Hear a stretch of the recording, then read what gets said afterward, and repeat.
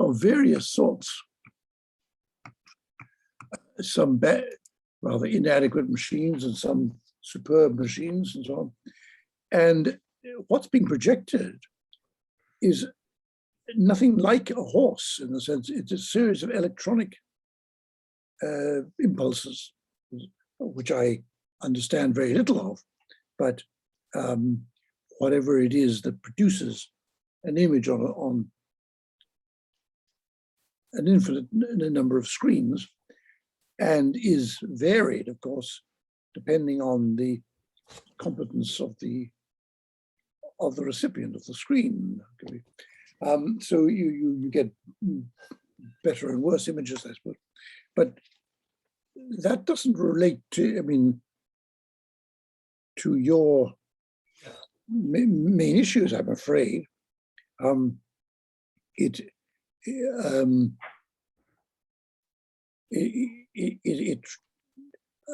think Plato hoped that something like that.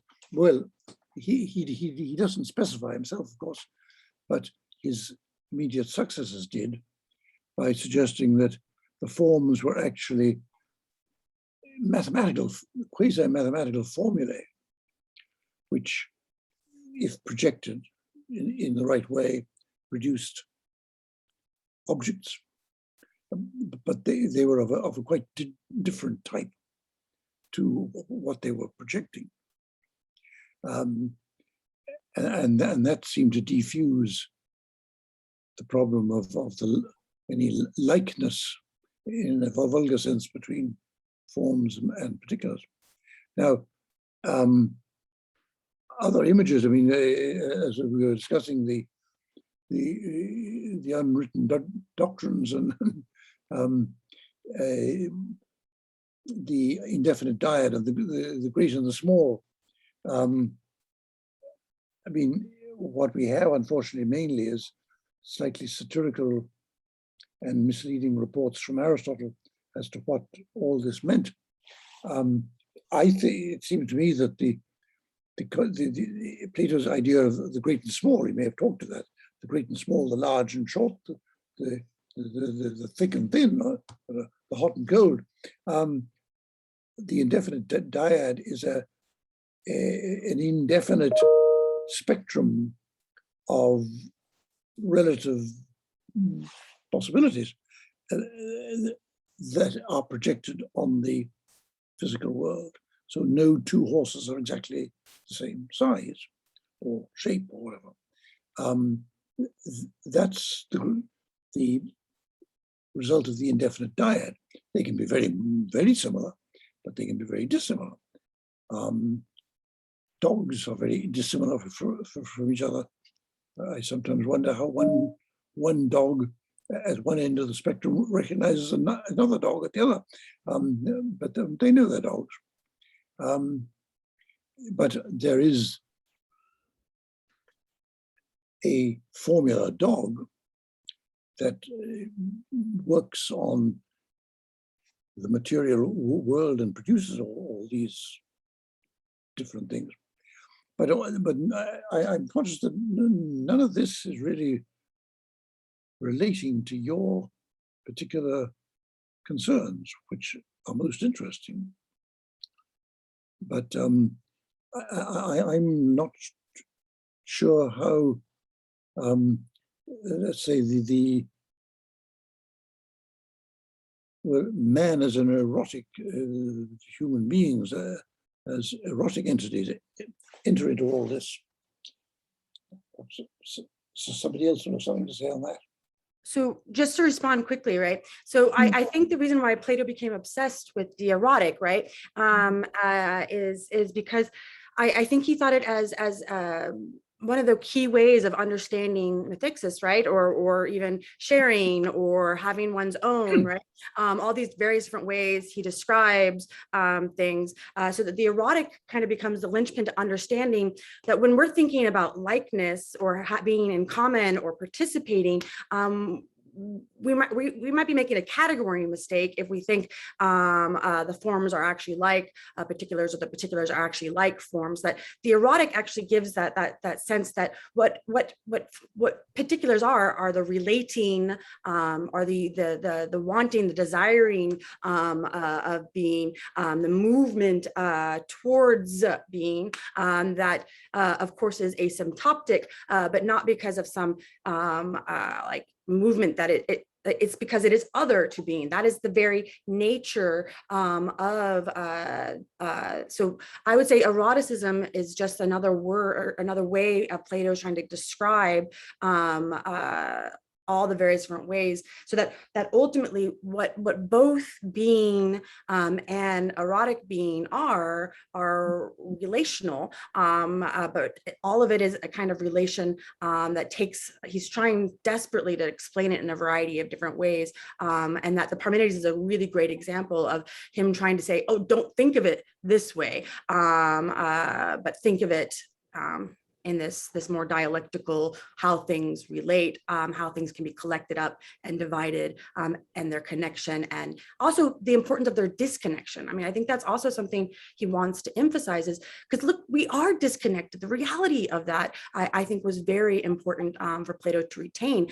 So something more along the idea of how is it that we can genuinely have a one and a many, sameness and difference, dependence and independence, and both be good. So somebody asked yesterday, is this a monomonism? And I'm like, no, it's a monism and a plurality, because that's the thing that constitutes that all is this kind of connection or touching from one being to another kind of being, or relating. All right, so that's just so I think it was Jonathan Gregg that had his hand up. Well, actually, I think it was Colin first and then Mike. Oh, so sorry. But it doesn't matter. Yeah, feel free. I'll let you guys go first. Colin? Yeah, sure. No, thanks. I do have something relevant to what we're talking about.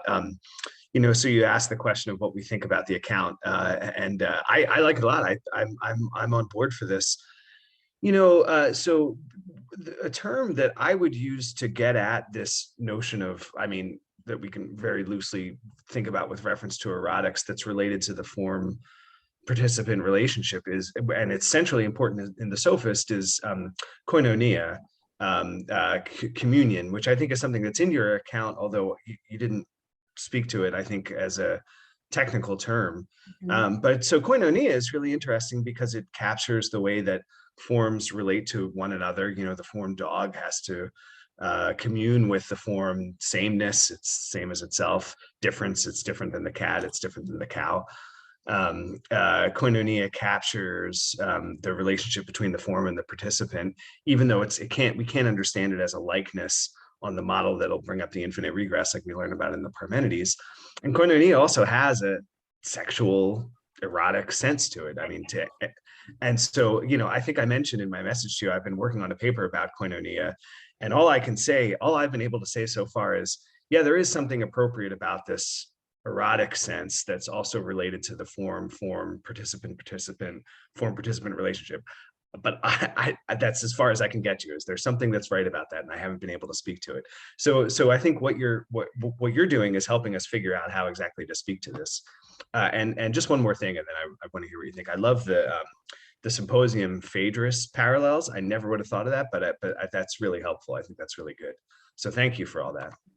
No, thank you. Koinonia is actually, I think that's actually how I first started to be thinking about how all the various different images that Plato gives for participation, so to speak, have this kind of touching or contact or a kind of this playfulness of of relationships, right? So that like when we think about, you know, what is friendship, you know, and it being, you know, this kind of what is the home, right? Like it is what is our own, right? And there's a kind of domestic way that we think about this, a domestic relationship, which was one, like, and if you want to be honest about what domestic relations look like, there's a kind of touching where we get a beautiful, yay, but there's also a disconnect, right?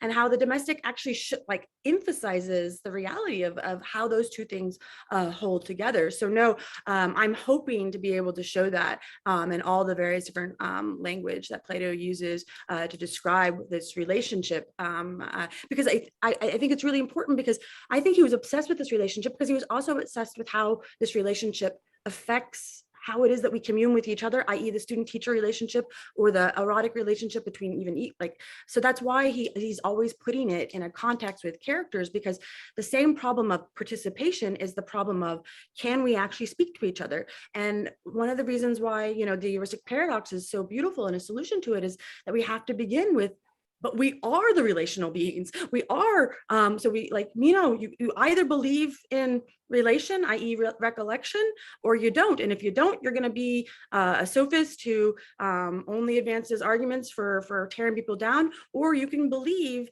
in the reality of connection to something other, i.e. through the reality of the knowledge that you already have that will allow us to actually connect and commune with one another.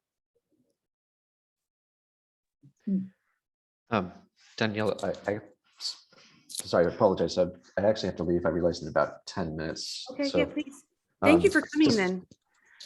Yeah, oh, it's a pleasure. I wish I could stay longer. And yeah, I mean, overall, your thesis so far makes a lot of totally follow. Definitely. I guess just wondering, I was just thinking of, you making this connection with aporia and power, which I hadn't really thought about before, but now that you've been talking about it, it's making a lot of sense since, and I've been working on, I worked on a paper on aporia in between Plato and Damascus, and I'm sort of kind of juxtaposing that with your discussion of the erotic, with sort of the language of the birth laboring. That's kind of in the background with the method of aporia, both between Plato and then also in Aristotle. At least that was sort of what I was trying to push for in this paper. And that's making me wonder now that I've been kind of thinking about it. It was this kind of eroticism that's kind of a part of the, like, that's the kind of, in a sense, the right relation one should have towards being, as a kind of constant, continual erotic relation. It would then seem like you almost always have to be kind of in the state of aporia continually, in that right relation to being, at least in the way that you're presenting Plato, which I think makes total sense. And it makes me kind of wonder, like, I mean, when looking at this from the frame of like there's sort of different ways to sort of approach this, but I've been asking this myself, when, you know, if one is supposed to be continually in the state of aporia, does that basically lead one to say that, can we actually say that we will ever reach a point at which we will actually have a surmounted aporia? Or maybe is there a sense in which, even if we do surmount like a particular aporia, maybe there's a sort of general aporia, either as far as completely comprehending being, that we will never be able to surmount, but on the other hand, that's what you want in that right relation. And this is also relating to the problem of skepticism and, you know, all that stuff. You know, there's a whole bunch of implications here. I think that's really useful. But yeah, I'm just curious kind of how you think about aporia there. Yeah, of course. So aporia is I think a fundamental aspect, both at the bottom, so to speak, of our correlative relation, but also at the top. Why, right? Because what we are is the being that holds these extremes together, right? And so that, say at our top, say we've ascended in the Neoplatonic ladder at the top, there's a kind of ignorance that we have to hold on to, because we're the kind of being that can't stay at the top. We have to descend and go back. Otherwise, and so there's a necessary sense in which we always have to hold on to it to show the excellence or beauty of what it means to be human, or to be the being of becoming. And so we can never discard our power. We always have to start again. It's the reason why everything changes and moves. So there's a kind of beautiful power to the apparatic, but even all the way at the bottom. So I really want to emphasize, because I think there's a real sense in which we're in an age of despair, and an age of nihilism, and an age of meaninglessness, and how tempting it is to become, to mire in our Emporia, to rest with it. And often, like when we're in those spaces, we think, oh, there's nothing here, right? I'm never going to get out of this operatic, meaningless, relativistic worldview. But that's what I think Plato is also trying to like say, is that even in that, right, that you are despairing, right, is that desire or want for something other than the apparatic. And I think Plato did a really good job. And so that want or that desire actually shows that continuum, like that you're reaching for something other than your lowest apparatic state. And I think that Plato did a really good job of showing this in the character of Alcibiades at the end, somebody who admits ignorance, knows that he does not know, but then falls into a life of drinking and debauchery and having fun, because what else is there when I'm not with Socrates? And so really does, like, Plato really does want to highlight the reality of how and the power of that. Like, it's really important, right? That there is a kind of power that legitimately tempts us to live those kinds of life, because there's something real in it, because that is part of erotic being, is the reality that life is shit and meaningless, and that when we identify with that, we are being erotic. We are being ourselves. But of course, this is why I think Plato still retains this idea of ascent and descent, is because we are just like, and people are disconnected and cut off. It's not as if, oh, but they're really connected. No, they're showing the reality of disconnect and identifying with disconnection. And so Emporia can go a variety of ways. It's both our power, but it's also our impotence. And it depends upon whether or not we recognize it as our power, so to speak.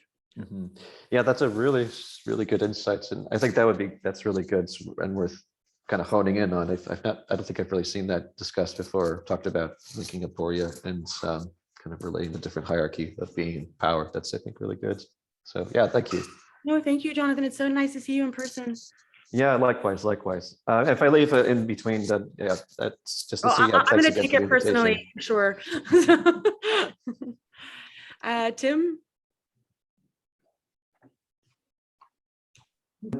I think Michael was there first. Oh, okay, Michael. No, go ahead, Tim. No, Michael, it's all true. dialectical, so order doesn't matter anyway. You go. Okay. Well, my question seems a lot less interesting after that just prior discussion. I wanted to ask about the mechanics of participation, how particulars relate to forms and not the other way around. There's one thing I didn't hear in your presentation, and forgive me if I missed it, is it's the problem that Aristotle identified, is how does the form get into the particular, right?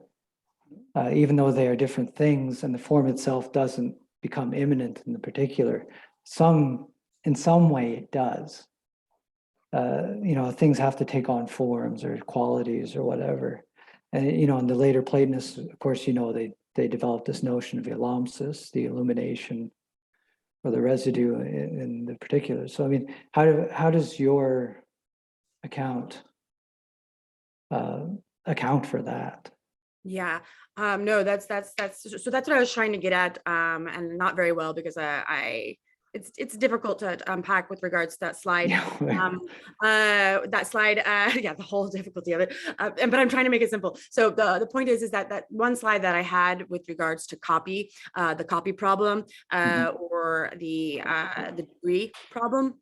is really trying to get at that basic problem of whether the form is transcendent or immanent. And so when I was first talking about this with my husband, because he's also a philosopher, if you guys don't know, and I was talking to him, he's like, "Oh, it sounds like you're trying to become making Plato more Aristotelian." And I was like, "No. That's what I was thinking. That's what it sounded to me. No. Not if by the form is immanent to the erotic being. No, absolutely not. There's a kind of it's the form is not in us at all, right? Being is not in us, so to speak. But rather, if we're going to be thinking of erotic being or relative being or relational being as a separate kind, right? It is right. So just like the form remains separate, and we are, as relative being or relational being, we have the kind of form that is relating form. So it's a kind of so to use the language of Alan, a resemblance rather than a likeness, in so far as that if that resemblance expresses relation or contact or touch. And so this is why I think the Neoplatonists like Proclus appealed to the idea that what's in us is not form itself, right? But the logoi, something like form, but these logoi are things that need to, like, unlike form that doesn't need to unfold, so to speak, the logoi are itself, need, it's a very different practice or activity than what form is. The logoi are part and parcel of, and now keep in mind, I don't want to use this with regards to my book, because I think that's getting into the nitty gritty of the problem, and I think would be a major unsexy turnoff. But I do think that this is why Proclus appeals to something like the logoi in us. Mm-hmm. Yeah, that's what I was wondering if you. I know you know about this, so I was wondering if you tried to work it into your account. But I mean that. But then this leads again to the problem of, because you still have one relationship between incorporeal and corporeal that's a little more difficult to deal with, and that's the soul and the body, right? I mean, this made its way to Descartes, and but again, how does an unextended entity with no material? Yeah, go ahead. So I'm so excited because I think that's a great question, and my ADHD brain wants to just interrupt you, so I'm sorry. But you know what I'm talking about anyway. Yeah. So the body mind relationship. So what Descartes did, right, was to make the mistake of thinking of, a lot of people, the way we think about participation, the problem with participation is this kind of separation without contact, right? But if I'm right, or if my theory holds water, what the psyche is relational being, which means it relates to what is other to it. So that is the very being of it, is the relating being, rather than the mind, or as opposed to the body, right? When we think of mind, we don't think of the thing that is related to body, or the thing that is related to the incorporeal. The very essence of psyche is to relate, and this is why Plotinus describes it, I think, as a kind of mirror that we need to clean off, and we can either relate this way or we can relate this way. We are the being that is the touching or the holding of all of these various different things. And so one of the reasons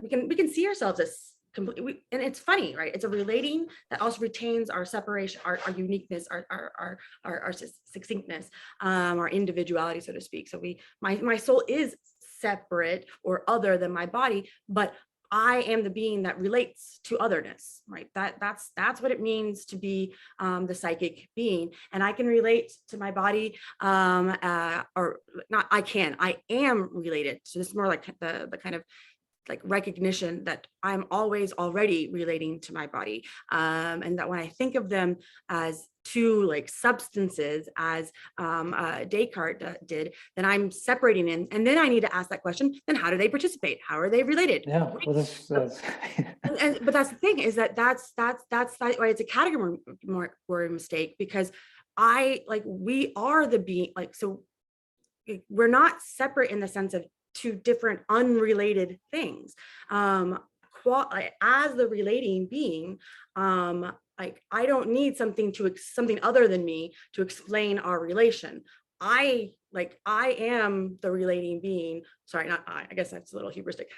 But becoming is the connecting, right? It is the principle, it is the copula, so to speak. It's the copulating being, where in which things are connected. And so I don't need something, I don't even need the logo, to be honest. I don't think Proclus necessarily needs the logoi to explain.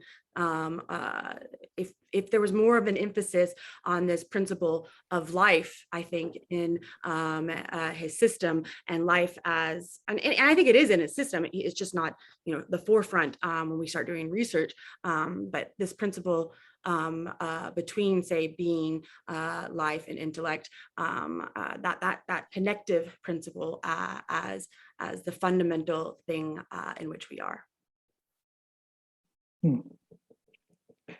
Yeah, that's interesting. Yeah, I have to think about that. So this is why I think, when we become ascetics, or when we identify with mind that is separate from body, or when we think of the Republic, where in which we imagine, that the philosopher kings start to not care about the so-called appetitive element, then we're not doing the work of relating. I mean, this is why I think the image of the philosopher and philosophical activity in the soul, right, is this kind of reminder is we're the beings that are either relating to ourselves in harmonious ways or disharmonious ways, that we cannot help but relate, that there is a connection between all the parts of the soul, and then there's also connections already between ourselves and others. And yeah, so we can either choose to relate in such a way that we are tyrannical over others, or that we see the divine and are connected to them in a way that shows the reality of the connection that's always already there. Mhm.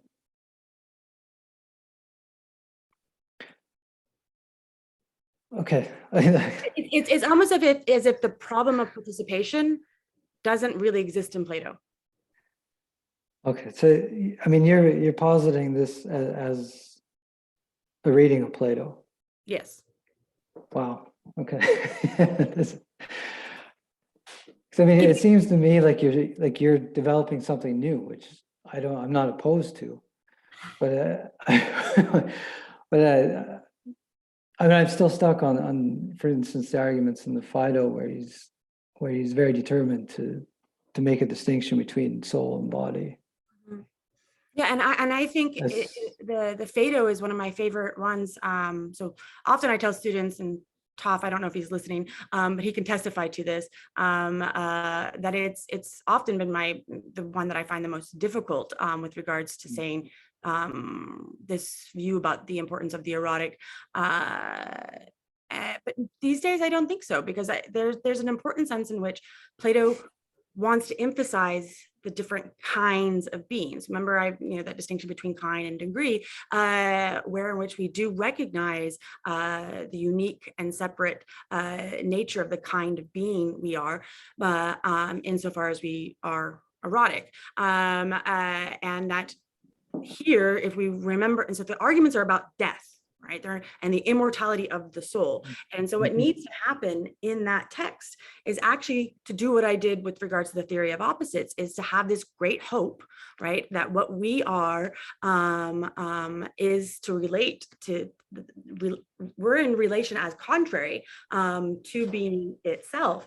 And so that the theory of opposites in that thing, like the hope is like that I will not be relative being if I was wholly separate from my body. I will not be, I will be absolute being. So there's a hope, like there's I'm connected via, going back to the sophist, being is, not being is relative being. And if death is the opposite of relative being, then death would be absolute being versus privation of relative being. Because of course, Plato's obsessed throughout his dialogues with the idea that there's no such thing as nothing. That, you know, he accepts the Parmenidean premise, but at the end of the day says there is a kind of, you know, not being, but it's relative being. And so the Phaedo is an exploration into how we can think about a kind of contact or relation that also secures the value and good of otherness, of separation and distinction. Yeah, I give me a think, lot to think about. no, Tim, and I really like, I'm not like, the thing is, I want to see as many problems as I possibly can, especially with the kind of more, so I obviously have drinking my own Kool-Aid, and I need somebody to make sure That's okay. that I can see without my rose-colored glasses and remember what Platonism looks like, yeah, you know, for other people besides myself. So that's why I'm doing this, because I don't want to get caught up in my own eureka moment. Yeah. I mean, if I could just say one more thing, I mean, it's listening to you is almost the sense, the feeling I get when I'm reading Heidegger's Being in Time. You know, Oh, I mean, no. I don't mean that in a bad way. I mean trying to make sense of Platonism. Does that? In a more modern way. Mm. And he thinks very much in terms of relations and potentials and things like that. But I mean, I'm not saying that your thoughts are the same as Heidegger's. I haven't read any Heidegger in 20 years. So. No, it was a very thin comparison. I wouldn't, don't take that too seriously. Of course not. Of course not. All right, I'm finished. Okay, thank you, Tim. Michael? Thank you so much, Ted. That was amazing. Thank you for sharing that with us. And I love the whole thing for what it's worth. I love the depths of the Neoplatonism in it and the kind of creativity and force of the Plato reading. And you're wanting to kind of bring it around to like social ontology too, seems really cool. Much of it sort of is, you know, things I don't know so much about. So when I'm really looking forward to learning more as it's developing. And I thought maybe I've got like 2 Neoplatonic clarifying questions in my own head, and one sort of context one. And one something Tim said about the Phaedo, I wanted to mention too. So maybe 4 things, and you could pick if any of them are interesting to follow up now. I don't know, but the one going back to what Tim was saying about the Phaedo and what you were saying about teaching, and I love how teaching and research are always so intertwined in what you're doing, and I really felt that here. But I was thinking of how Plato's supposed to have said to Aristotle that we have to ask if we're on our way to or from the archai or the first principles, speaking of unwritten doctrines, and it kind of contextualizes the Phaedo for the later Platonists, at least, that we're kind of on our way up, so to speak. And it's because of that it has this ascetic ambience with the death of Socrates, but that doesn't have to carry a soul-body distinction across so sharply to other dialogues where the erotic ascent is more the point. And I think, is it Colleen Zoller in this book on the asceticism of the Phaedo recently was making that. Anyway, that stood out to me, that the Phaedo is sort of a special case in atmosphere too, both from a Platonist perspective and from a kind of modern perspective. So I imagine that's kind of coming out in how you're teaching it too. But I guess the 2 Neoplatonic questions I had, one was kind of connecting with Jonathan's recent book I was reading on the first principle and the henads, and I was thinking, so this may be kind of too separate, but I was curious about how the henads are supposed for Proclus and Syrianus to have both idiotes and henosis, like peculiarity in each one, and the kind of radical unification, and this kind of beyond being, beyond the categories of the sophist, that level of erotic mania Mm. that they carry has something to do with the fusion of, if I'm understanding idiotes rightly, like the peculiarity of the individual with the fact that everyone is in everyone in a way appropriate to each, in a sense, without losing the distinctiveness of each. So if to the degree that I started to understand that, I really liked the preservation of kind of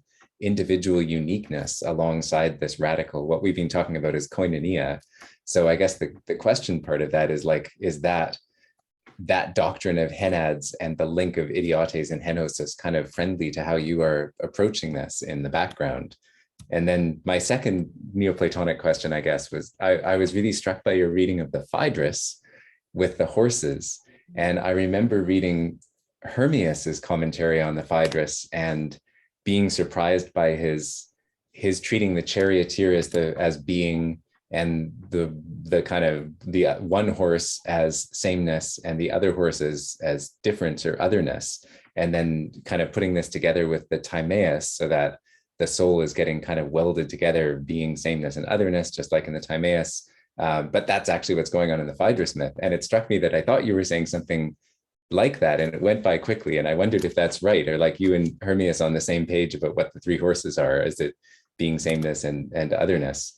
So I guess that's my second Neoplatonic question. And then the context one was just, I was really curious about how this was all circling back to the stuff you started from, like how to work with, I guess, dogmatism or relativism in collective discourse and points like that. So I wondered, I guess, if there's time for like an example of how you see that fitting in, or like the dialectical engagement. So I know there's so much there, I guess, then my three things where you could just pick if anyone's interesting to follow up. The one about the henads, idiotes and henosis, is idiotes preserved in your picture, maybe would be a way to put it. And Yeah. then second, like Hermias and the horses, and third, social context. Any examples? No. So no, absolutely. Like one of the reasons I love the henads, right, is because it preserves at the very height of things this individuality, this uniqueness, while of course not being anything like art. Like so, the importance that there is an individuality, that it's unlike the individual, like absolute like perfection or particularity. Like so, this, I think it's why the later Neoplatonists need the henads, is because they, in some sense, recognize that what is beyond the categories, beyond being, has to have this kind of particularity to it. It has to have a kind of quirkiness, if you will, that we find in every opportunity or moment of our lives. That I love this painter named Hilma af Klint,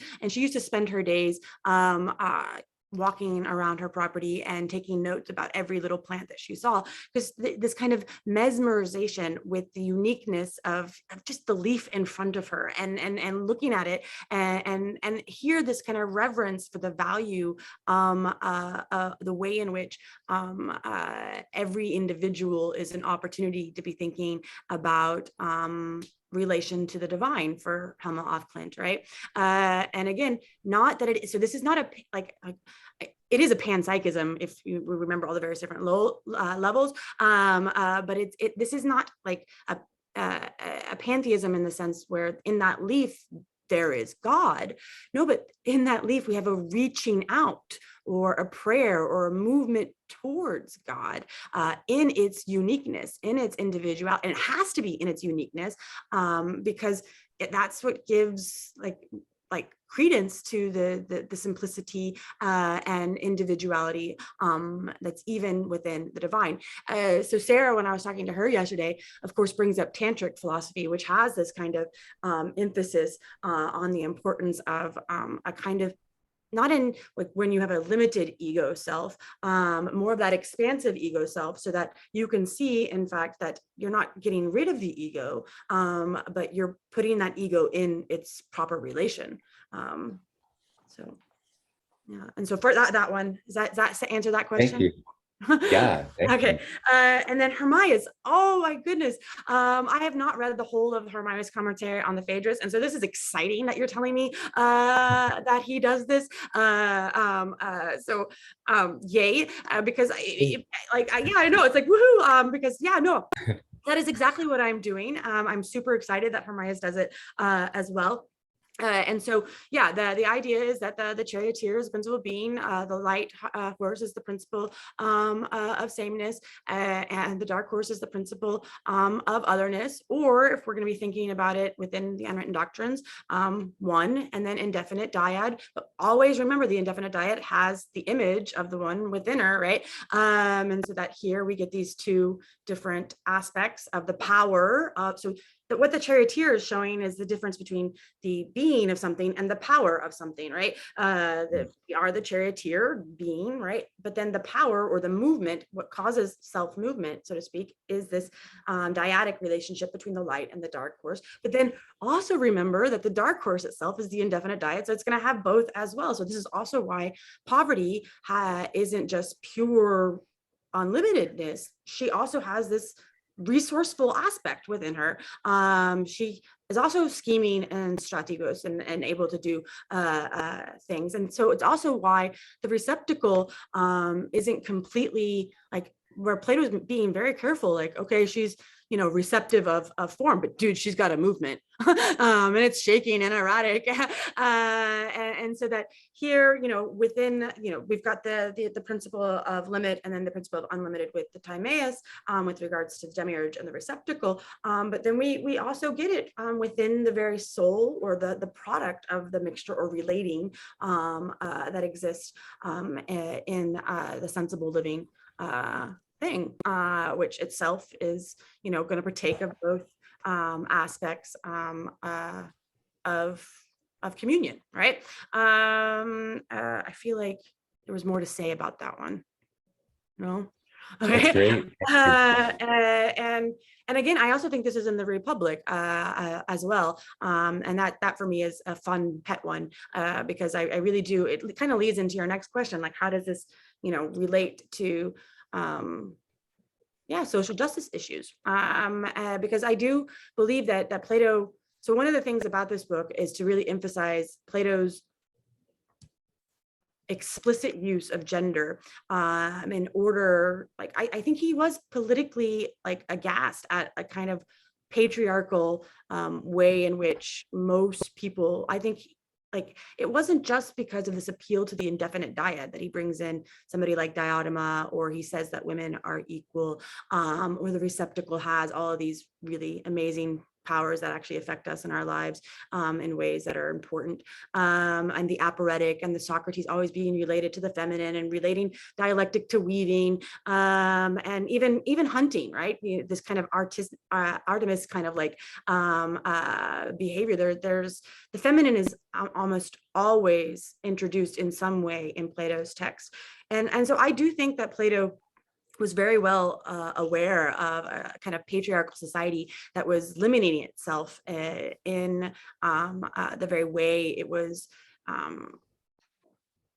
it was thinking about, I get the way we talk about it is a kind of toxic masculinity where I am man, I know, I am, and so we get his confrontations with all these sophists or politicians who have this double ignorance. I mean, so this is the funny thing. I've been thinking about double ignorance since my dissertation, and of course I was thinking about it with regards to like asshole guys, right? Particularly asshole philosophers who think they know everything, and so the annoying feminist in me was like, Plato's obsessed with kind of knocking down this particular way of viewing manhood, and I think he is, but I also think that it has.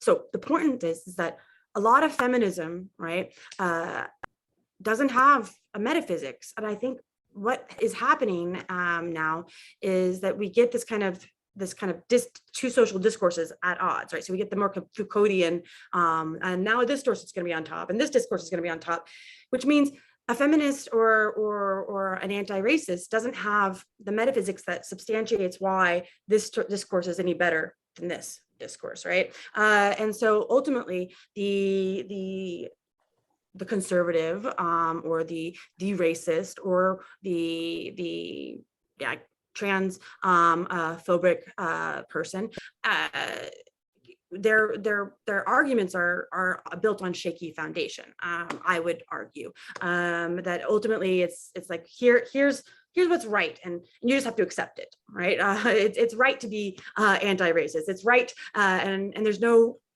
way that we can say, well, isn't that just the common discourse of the time? It's just power right now. So this is the problem, is that we exist in this age where in which the Protagorean idea of man is the measure of all things, and we get to decide what justice looks like in 2021. And I think Plato was there. That's also what the sophists were doing, right? This kind of tendency towards this idea that all is discourse. And so we get the same kind of like holding on to a dogmatic, patriarchal, this is the way it is shit, but also the relativistic, like there is no truth, there is nothing that connects us, all there is competing conceptions of discourse and power.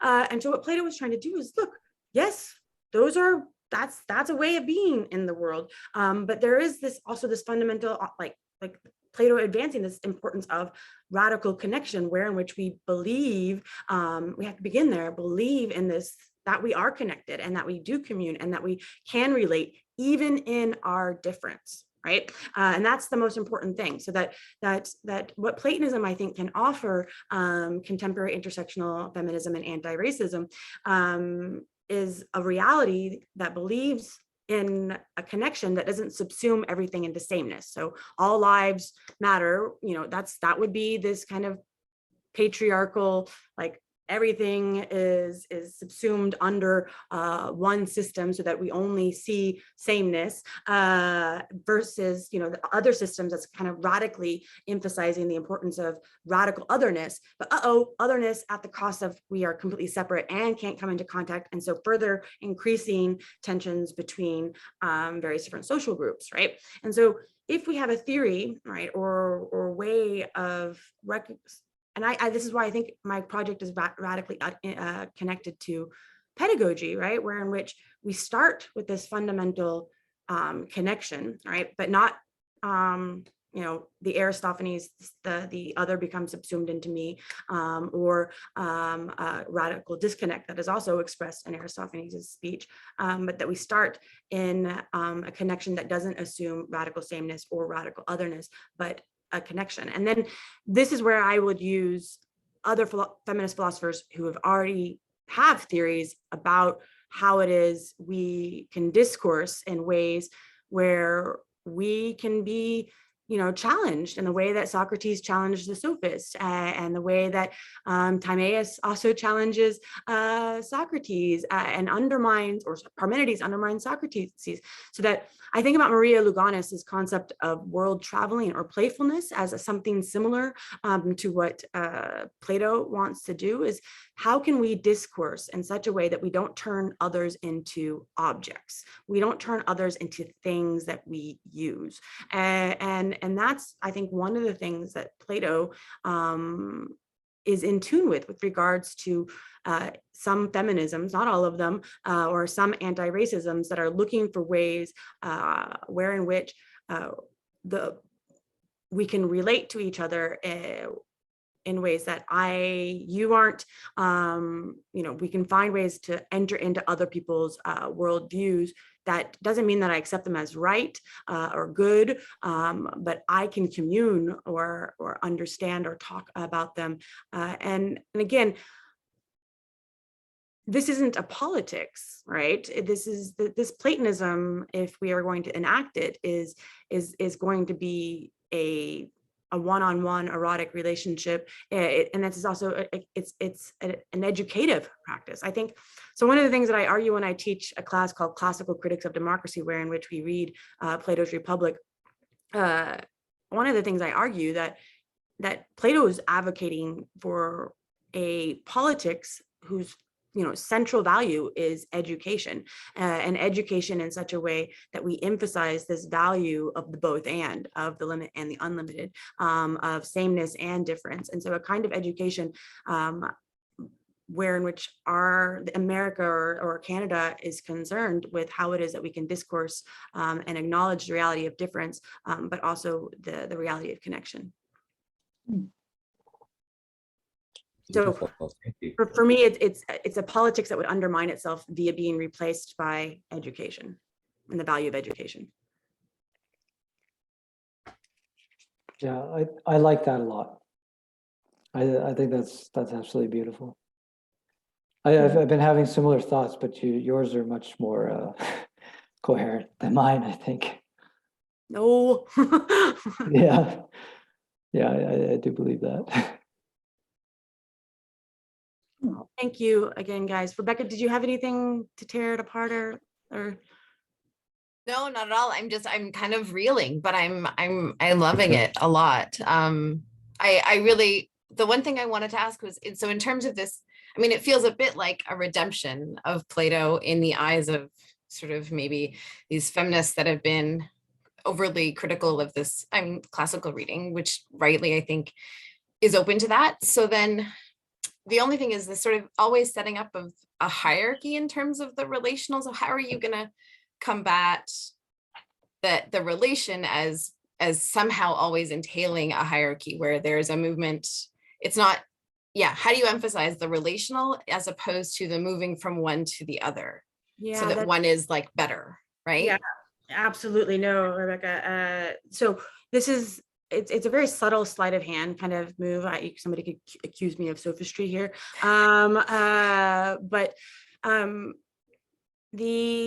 the movement between oh, John left. Oh. No. I'll email him in just a second. But the point is that relational being, right, as between these contraries, that we could view these, and patriarchs do view this as hierarchy, right? And have used, and so that's a real possibility when we think about relative relation. Like it's a potential that Plato, I think, acknowledges, is that some people, when they use the words better or stronger, think that means authority over, rather than relation. And so I think one of the things that Plato is doing is playing with this, particularly in the image of diadema, and all the various different forms of pedagogy that's actually seen or witnessed in the symposium with regards. And let me put a pin in that for just a second, because power, right, in Plato is often thought of as authority over, or power over, or might is right, a kind of ruling from on high. But what Plato is doing is I think pushing back against this conception of power via this correlative conception of it. But also, I think he thinks of it as power as empowerment, right? Where in which we awaken the souls of the person in front of us to be themselves rather than power over. And so we also get this in Republic 1 with the co-function argument, where it's pruning shears get to be pruning shears, eyes get to be to see. And so that I think we see a kind of pushback against, hi Michael, against this kind of patriarchal conception of power from within Plato. And so to go back to higher, lower, to go back to higher, lower, stronger, weaker. Yeah, patriarchs want to use this idea as this is why we're better. But within Plato's schema, no, this is how we are related. And so that we get the idea that the weaker is not the bad. It's just other than the stronger, and especially when we get the images of the weaker, i.e. poverty, as actually being the source of the movement or power that allows us to constantly ascend and descend. And then to go back to diadema and different forms of pedagogical relationships. So in the symposium, we remarkably get 4 different images, at least, of the student-teacher relationship. We get it with Socrates and Aristodemus. We get it with Socrates and Apollodorus. We get it with Diadema and Socrates, and then we get it with Socrates and Alcibiades. And we get this, sense that one of the problems with 2 of them is they think of what Socrates is supplying is a kind of power over. So we get with Apollodorus, I believe it's Apollodorus, this kind of haughty, like, I recognize my ignorance, and so that's why I'm better than all you deuces. And so kind of like double ignorance is his own conceit that he thinks he knows because he doesn't know. And so but then we also get Alcibiades, who is in this haughty place where he thinks that just recognizing ignorance without the consequent work of actually entering into relationship with others by Toph is a problem. And so that we see that this pedagogical erotic relationship, it depends upon how the other conceives of power as well, and their power. And so it's not, so the third, my favorite image that I love emphasizing to students is this, Socrates invites Aristodemus along. So we get this, like, here, come students, read the allegory of the cave, yay. But then Socrates leaves, and most of the time students like emphasize, like, what? I don't know. Have you guys ever read that book, Socrates in Love? I forget his name, who wrote this. He wants to emphasize that those moments when Socrates like stands alone is because Socrates had a mental illness. And so I'm like, what are you talking about? Like, first ableist, second, like that's anachronistic reading of what's happening with Socrates. But rather, right, it's actually this. So what has to happen is that Aristodemus has to get to Agathon's house on his own, i.e. students have to walk to the door of the good on their own, right? The teacher can't go all the way with you. And so that's a form of giving power by giving up your authority, and recognizing the importance of making students walk on their own. And so I think these images are playfully sprinkled throughout all of the dialogues, so as to be reconceiving of what a proper relationship looks like. And yes, if we think of the lucid, sometimes a proper relationship means I'm going to have to scheme a little bit to help, this kid be able to get with that kid. But I'm going to scheme in such a way that that kid actually learns that he was doing it all wrong, and thinking about that kid as an object. Does that make sense? Right. Nice. Yeah. All right. Yeah. No, thank you so much. No, guys, this was so much fun. I'm so sorry if, you guys, no, I don't apologize. I love No, you. don't very apologize. much. It's great. Thank you. So so I hope to see you guys soon. Thank you so much. I'm just to chat and catch up. Like, I don't know when the next big conference is going to be, if it's going to be Athens or not. When is the next big thing? They're trying to do Athens again, right? Yeah. We'll see. Yeah. Are you guys going to go if it's in Athens? Try. I would like to. I'd very much like to. How about you, Rebecca? I can't see right now. I think it might have been, I think the last time I saw you two might have actually been Turkey. Is that right? Or No, In we saw each person. other in LA. oh, that's right. Yeah. Okay. Yeah. I saw it. Yeah. Yeah. I think last time I saw you, I saw you in Halifax. Yeah. Rebecca, Yeah. a few years ago. Yeah. Yeah. I don't know. It's like time is Time- just very strange right now. Well, just know that I truly appreciate you guys for taking the time to let me talk through the ideas and think through the problems, and I'll be emailing each of you separately to say thank you as well. So if you It was ever want- exciting. Let us keep us in the loop. What's going on? How it's going? That's the thing for me. One of the reasons why I'm having a hard time writing and where I really appreciate things like this is because again, the Platonist in me, writing seems to the spirit of the ideas, of course, gets lost. And so I'm trying to write in such a way that I can retain that spirit. But the reason why this is so helpful for me is because of that same basic Platonic idea that the fire of ideas is better communicated in relationship with others. So Absolutely. Yeah. Great. well, okay. Hey, I'll let thank you very talk to much. guys Good luck. and say hi to you or play with your little girl for me and you have two girls, right? Tim, right? You have two girls, right? No, 2 boys and 1 Two girl. boys. Sorry. Yeah. Give them hugs for me too. And Colin, whenever you need anything, just let me know. Okay. Yeah. Great. Bye. Bye. Bye.